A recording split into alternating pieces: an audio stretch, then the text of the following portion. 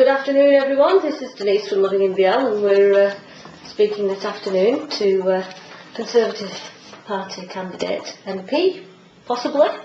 Fingers crossed. It's Chris Green for Bolton West. Now, we're just going to ask you 10 questions, don't worry. It hasn't been prepared in advance. No. So, first question, why are you standing for Parliament? I've always been interested in politics. I've always been interested in what's going on in the world and in Britain. So I found over time that I was getting more and more interested, more and more arguing with the television, that kind of thing. And then a few friends thought I should get involved. So I started getting involved in politics. And I thought, well, I've got my ideas, got my opinions, my values, which hopefully I can bring to the position. And I should put my name forward to be a candidate. So I was then selected for Bolton West this time. Brilliant. How long have you been a member of your party? I've been a member for about 8 years now. Right, okay. So that's good. And who would you say is your favourite politician of all time, living or dead, it doesn't matter? I suppose it's going to have to be Winston Churchill, because I suppose in the most traumatic, terrible time is when you need the greatest leadership, taking us through the Second World War as he did. Yeah. With his fantastic history, all the things he'd done before that, as a journalist, as an army officer, in the Admiralty. He's got such a career before the Second World War, and then to lead us through that terrible time. Yeah. He's got to be an absolute top. What is your vision for Bolton West? I think there are so many good things about the constituency, the different towns, the different identities across the constituency.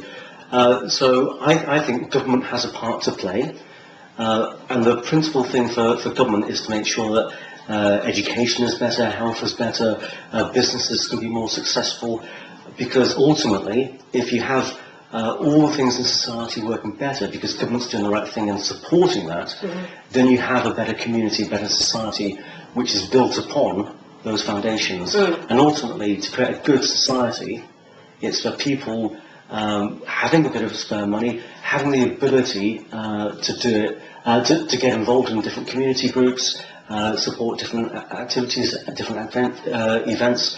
And actually, looking at the Horwich Communities Working Together event, you think that's the kind of thing which I think a strong, healthy, prosperous society can do more work in supporting those voluntary organisations and really get that community. Yeah. What would you say, up to now, is your greatest achievement? In life or in politics? I suppose the most interesting... I used to be in the Territorial Army, and the adjutant of the regiment I was in, he was very keen on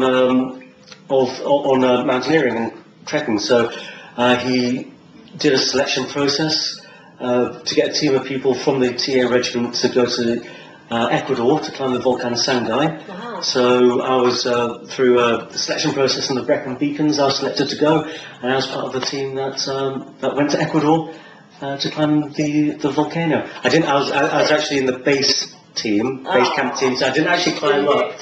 But it was a fantastic experience. Oh wow! And I appeared in Soldier magazine. Oh, fantastic! Which was fantastic. Brilliant.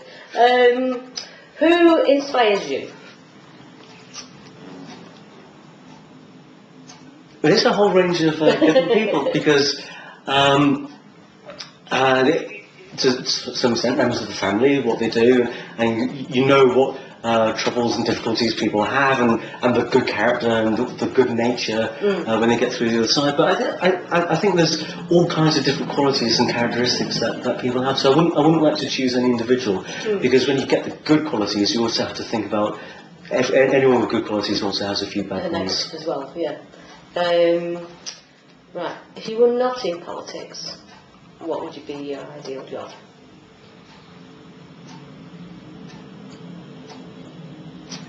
That's a hard one. It's like looking for a second career. Yeah. I've worked as an engineer in the mass spectrometry industry for about 20 years now. So I think I'm always impressed by the scientists. I actually perhaps like to go into science, and I'd have to study a bit more first. Yeah. But if I'm going to have for a career break, a career change, studying and going into science, I really get to understand the real details of a particular area, particular subject. Ah, interesting. Yeah, we're gonna lighten this up. You can invite 3 people, living or dead, to a dinner party. Who would they be? Yeah, my popular culture is not up to speed. I love Leonard Cohen's music. So a fantastic singer. I think he's about 80 or so now. Yeah. But it's great music. He's lived his life. So I think he'd be pretty good to have to dinner.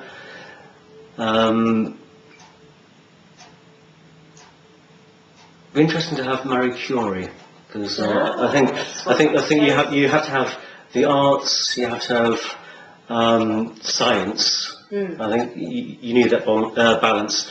And I think as a third person, I would probably choose. I think I'd choose a politician.